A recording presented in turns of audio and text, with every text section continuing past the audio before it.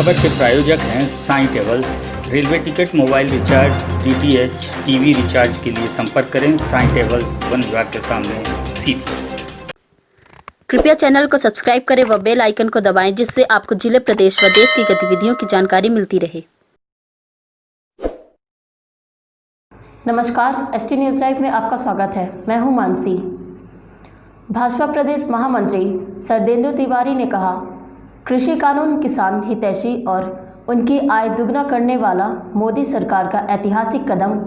दलालों और कृषि माफियाओं से किसान रहे सावधान। विशाल किसान सम्मेलन 16 दिसंबर को रीवा में प्रदेश महामंत्री ने दिया किसानों को खुला निमंत्रण। स्वतंत्रता के बाद से लगातार अपनी उन्नति और खुशहाली के लिए तरस रहे किसानों के जीवन में क्रांतिकारी परिवर्तन लाने की दृष्टि से प्रधानमंत्री नरेंद्र मोदी की केंद्र सरकार ने ऐतिहासिक कानूनी प्रावधान किए हैं। इसी तारतम्य में रीवा में 16 दिसंबर को आयोजित किसान सम्मेलन, जिसमें प्रदेश के मुख्यमंत्री शिवराज सिंह चौहान व भारतीय जनता पार्टी के प्रदेश अध्यक्ष BD शर्मा उपस्थित रहेंगे। इस किसान सम्मेलन की तैयारी बैठक में पहुंचे भाजपा प्रदेश महामंत्री सरदेंदु तिवारी ने पत्रकार वार्ता में कहा कि अधिकारों से वंचित किसानों को अपने उत्पाद का मूल्य निर्धारण करने और उसे अपनी इच्छा के अनुरूप स्थान पर बेचने आदि की स्वतंत्रता प्रदान करने के लिए 3 विधेयकों के माध्यम से कानूनी प्रावधान किए गए हैं। विशाल किसान सम्मेलन में खुला निमंत्रण देते हुए 16 दिसंबर को TRS महाविद्यालय रीवा के प्रांगण में पहुंचने की अपील की। प्रदेश महामंत्री श्री तिवारी ने कहा कि कृषक उपज व्यापार और वाणिज्य विधेयक 2020, कृषक कीमत आश्वासन और कृषि सेवा पर करार विधेयक 2020 और आवश्यक वस्तु विधेयक 2020 एक राष्ट्र एक बाजार की अवधारणा विकसित करने के लिए यह बाधा मुक्त व्यवस्था किसानों के लिए की गई है। और जो हमारा विरोधी दल है वो उकसाकर जो सरकार की हितैषी जनहितैषी योजनाएं हैं उनके खिलाफ एक माहौल बनाने की कोशिश कर रहे हैं। मुझे समझ में नहीं आ रहा कि इसमें क्या बुराई है। यदि हिंदुस्तान के किसान को उसके फसल की अधिकतम कीमत मिले, इसमें क्या बुराई है कि यदि उस पर लगने वाले सभी नियंत्रण खत्म हो जाएं, इसमें क्या बुराई है कि वो अपने माल को बिकने के पहले ही उसकी 30% कीमत ले ले।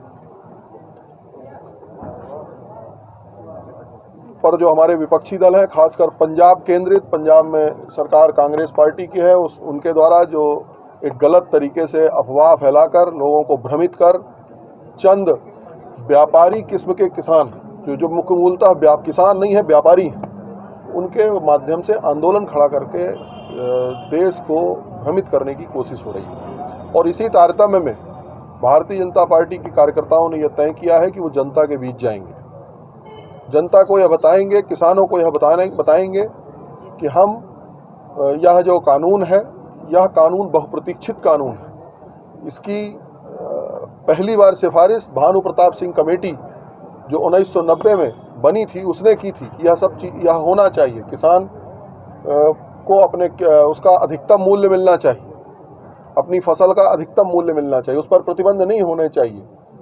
वो चाहे तो अनुबंध खेती करना चाहे तो कर सकता है, वायदा कारोबार वो चाहे तो उसको करने की अनुमति होनी चाहिए। लेकिन दुर्भाग्यजनक है कि इस देश की जो कांग्रेस पार्टी है और वह किसी ना किसी रूप में आज से 1000 वर्ष पहले के मुगल शासक अलाउद्दीन खिलजी के नियमों को बनाए रखना चाहती है। आप सबको मैं यह बताना चाहता हूं कि खिलजी ने पहली बार सरकारी नियंत्रण में खाद्यान्न खरीदी हो, खाद्यान्न पर सरकार का नियंत्रण हो, यह नीति चालू की थी। खिलजी ने यह तय कर दिया था कि आप किसी और को नहीं बेच सकते, आपको सरकार को ही बेचना होगा और जितने में सरकार तय करेगी उसी कीमत पर बेचना होगा और सरकार उसको खरीदेगी। उसके बाद तुगलक काल में भी वो चला, मुगल काल में भी चला, और जब अंग्रेजों का शासन आया तो उन्होंने और उस पर कठोर नियम लगाए। इंडिगो की खेती हो, चाहे नील की खेती हो, चाहे रेशम की खेती हो, सब की खेती को प्रतिबंधित किया गया था। और इनकी ये स्थिति थी कि उस जमाने में काला बाजारी करने के लिए जो सिल्क बनता था मदुरई का, उसको लोग छाते की जो वो पाइप होती है, उस पाइप में वो साड़ी छुपा कर लेके जाते थे। अंग्रेजों के इतने कड़े प्रतिबंध थे। आपको मालूम है कि नमक तक पर प्रतिबंध लगाने की कोशिश अंग्रेजों ने की थी, लाइसेंस राज चालू करने की बात कही थी, और उससे हटकर यह 1000 साल जो अलाउद्दीन खिलजी की शुरू की हुई परंपरा थी, और जिस पर अंग्रेजों ने बहुत कड़ाई का पालन किया था। महात्मा गांधी को भी आंदोलन करने पड़े थे, नील सत्याग्रह हुआ, नमक आंदोलन हुआ। उससे हटकर हिंदुस्तान की भानु प्रताप कमेटी की रिपोर्ट के आधार पर हमारी सरकार ने किसान के हित में एक बड़ा फैसला लिया है। आज मध्य प्रदेश का, सीधी जिले का, दूरस्थ गांव का, कुसमी के अंचल का किसान भी चाहे तो वह इंटरनेशनल और नेशनल मार्केट में अपनी फसल को बेच सकता है। यदि वो चाहे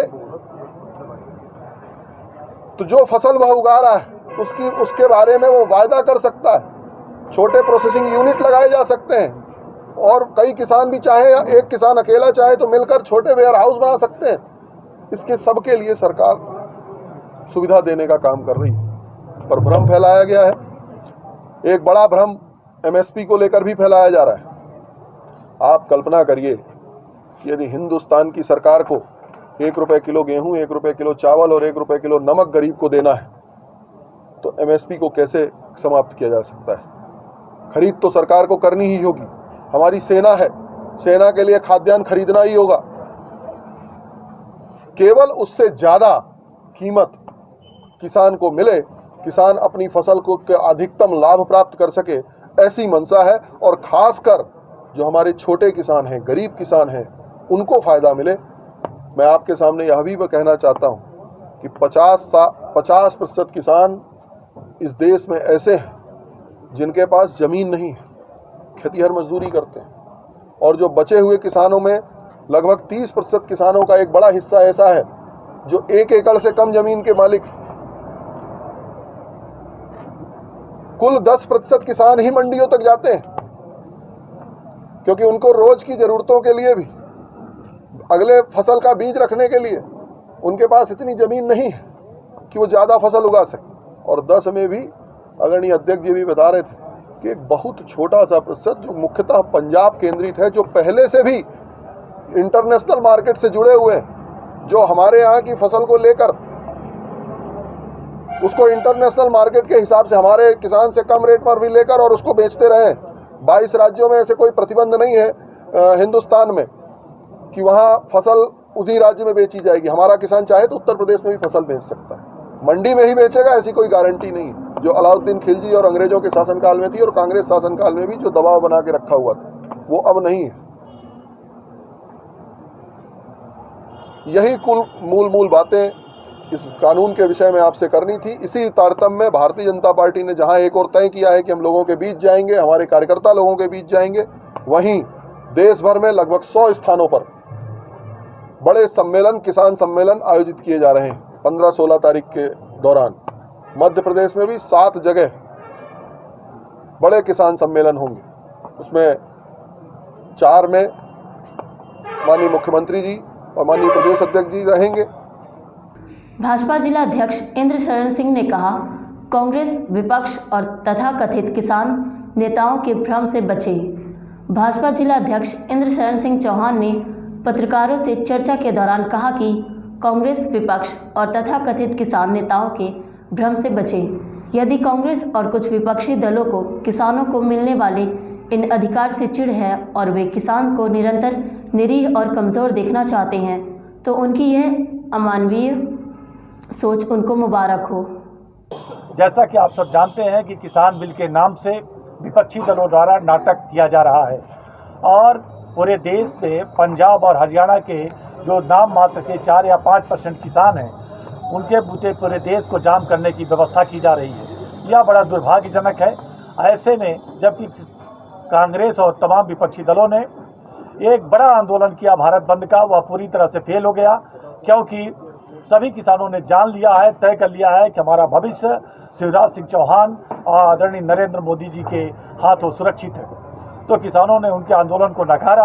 ऐसे में हमारे प्रदेश के यशस्वी मुख्यमंत्री शिवराज सिंह चौहान जी और प्रदेश के यशस्वी शिल्पी अध्यक्ष आदरणीय BD शर्मा जी का आगमन रीवा में 16 तारीख को हो रहा है। उसके निमित्त यह तैयारी बैठक है और किसानों के हित में जो सरकार द्वारा निर्णय लिए गए हैं उसके निमित्त आप सबको बुलाया गया है।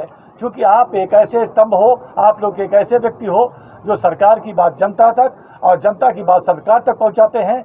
पत्रकार वार्ता में प्रमुख रूप से धौनी विधायक कुंवर सिंह टेकाम, सिहावल विधानसभा के पूर्व प्रत्याशी शिव बहादुर सिंह चंदेल, पूर्व जिला अध्यक्ष डॉक्टर राजेश मिश्रा, प्रदेश कार्य समिति के सदस्य KK तिवारी व अन्य पदाधिकारी कार्यकर्ता उपस्थित रहे। इस खबर के प्रायोजक हैं समा ऑप्टिकल, हॉस्पिटल चौक, जहूर कॉम्प्लेक्स, सीधी।